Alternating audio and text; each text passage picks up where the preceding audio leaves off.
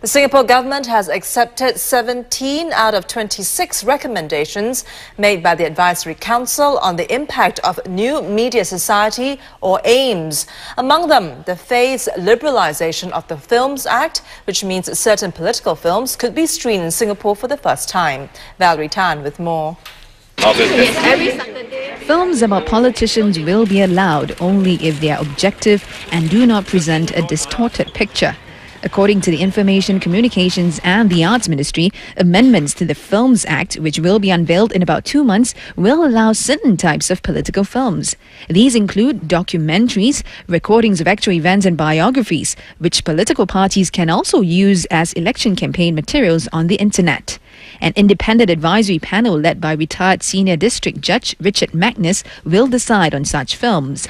But the ministry says it will retain its right to ban films like Zahari's 17 Years, which it feels are against public interest, even though they may be readily available on the internet. We know that it's not possible to block out everything in certain situations. But that doesn't mean we should give in, be carried along by the tide. We should still state our position. But the ministry has agreed to relax the Films Act in phases. When the government says in phases, then the question we have to ask is when? Next 5 years? Next 10 years? When? So the government has shown that it can act very quickly. So let's act quickly to liberalize political space for Singaporeans. The government says it cannot set a time frame as to how long it will take before it will liberalize the Films Act. It says it will only do so after studying the situation and after feeling assured that there's responsible use of the medium for political discussion.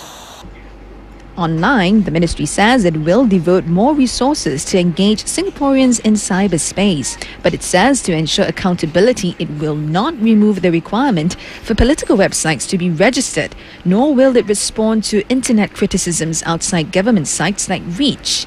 Is the government going to say, no, we're just going to ignore them because you didn't come into my room? The government has to find ways of addressing some of the issues that are raised in other parts of the internet. It could be in a form, of statement within Reach itself.